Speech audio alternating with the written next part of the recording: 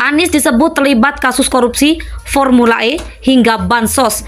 Dikutip dari fajar.co.id, Jakarta. Mantan Wakil Menteri Hukum dan HAM Denny Indrayana menyebar informasi bahwa KPK akan segera menetapkan Anies Baswedan sebagai tersangka kasus dugaan korupsi Formula E.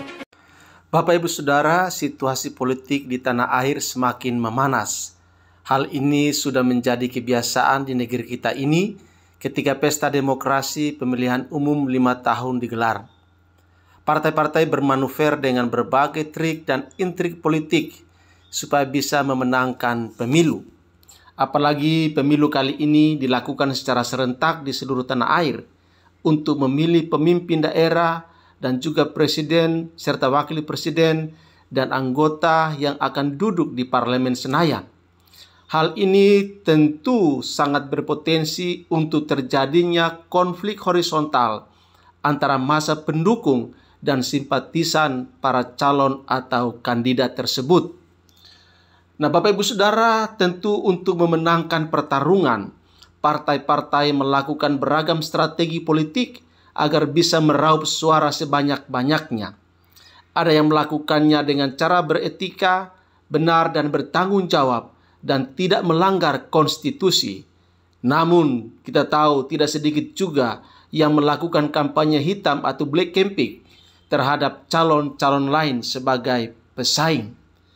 Nah, Bapak Ibu Saudara, salah satu yang menjadi pusat perhatian publik ialah siapa yang akan memimpin bangsa ini 5 tahun ke depan.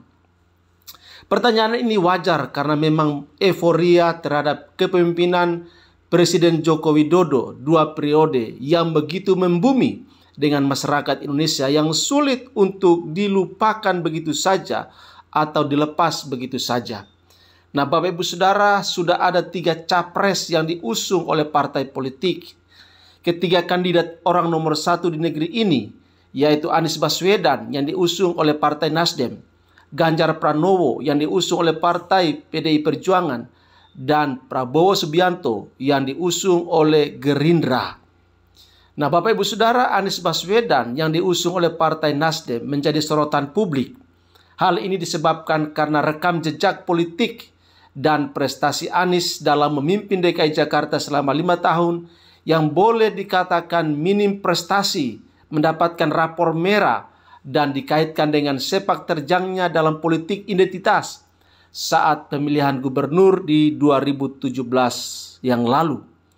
Selain itu, Anies Baswedan juga dikaitkan dengan mega proyek dan Formula E yang diduga menyelewengkan uang negara. Apalagi dikaitkan dengan mega korupsi yang dilakukan oleh Johnny G. Plate dari Partai Nasdem yang diduga hasil mega korupsi tersebut digunakan untuk kampanye Anies ke seluruh daerah di tanah air. Nah, Bapak Ibu Saudara, dalam cuplikan video tadi, Anies selalu diseret dalam pusara kasus Formula E dan bansos. Dan diinformasikan juga bahwa Anies akan segera dijadikan tersangka oleh lembaga anti rasuah KPK, Komisi Pemberantasan Korupsi, dalam kasus hukum terkait dengan penyelenggaraan Formula E. Mencermati informasi tersebut, maka kita sebagai warga masyarakat sudah sepatutnya mempertimbangkan dengan baik ketika akan menyalurkan hak politik kita saat pemilu nanti, khususnya memilih presiden dan wakil presiden. Hal ini penting karena akan sangat menentukan masa depan bangsa kita 5 tahun yang akan datang. Karena itu Bapak Ibu Saudara, mari kita menilai, mengikuti, mencermati rekam jejak dari para kandidat yang akan memimpin negeri ini.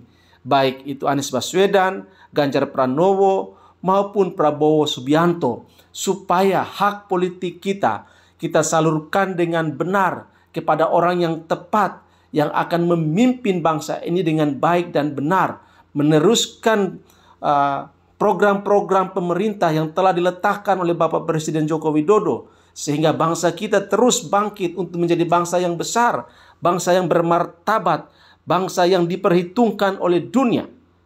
Dan salah satu cara untuk bisa mencapai hal tersebut ialah melalui jalur politik, di mana kita memberikan hak politik kita, mempercayakan masa depan kita kepada pemimpin yang benar, yang sungguh-sungguh memikirkan kemajuan bangsa ini, yang sungguh-sungguh melaksanakan visi besar bangsa ini, yaitu menjadi bangsa yang makmur, sejahtera bagi masa depan negeri ini.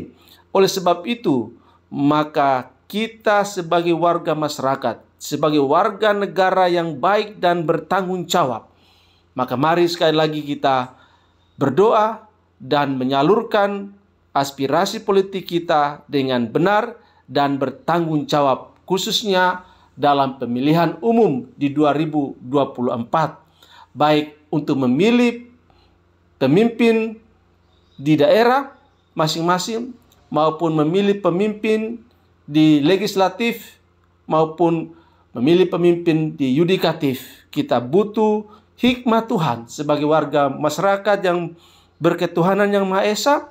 Biarlah kita terus berdoa karena kita percaya bahwa Tuhan pasti menolong kita untuk mendapatkan pemimpin yang benar, pemimpin yang bertanggung jawab, pemimpin yang akan membawa bangsa kita untuk mencapai bangsa yang adil dan makmur. Demikian Bapak Ibu Saudara, Tuhan memberkati.